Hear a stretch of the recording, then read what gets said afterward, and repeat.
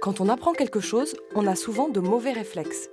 On pense qu'en lisant tout ce qui nous tombe sous la main, une fois, deux fois, trois fois, ça finira bien par rentrer.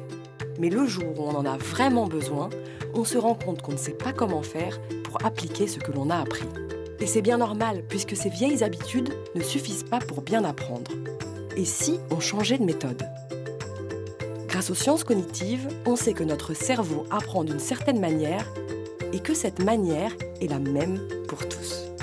Ce que nous dit la recherche, c'est qu'apprendre, c'est un peu comme s'occuper d'un jardin. Commencez par planter une graine. Pour qu'elle pousse, vous allez devoir faire l'effort de vous en occuper. Car il n'y a qu'en s'exerçant qu'on apprend.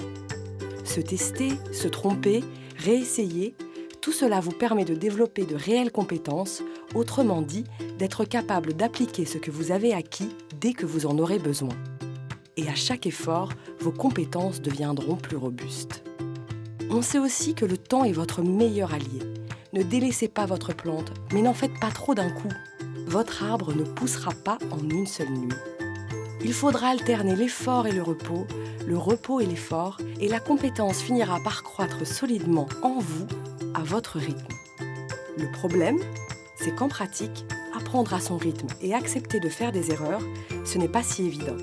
On se sent jugé et souvent, on se braque. Pour bien progresser, il vous faut donc un environnement où vous pouvez vous exercer sans être évalué, faire des erreurs sans être sanctionné. Votre jardin d'apprentissage. Une fois qu'on sait tout ça, apprendre devient plus évident et transmettre plus facile.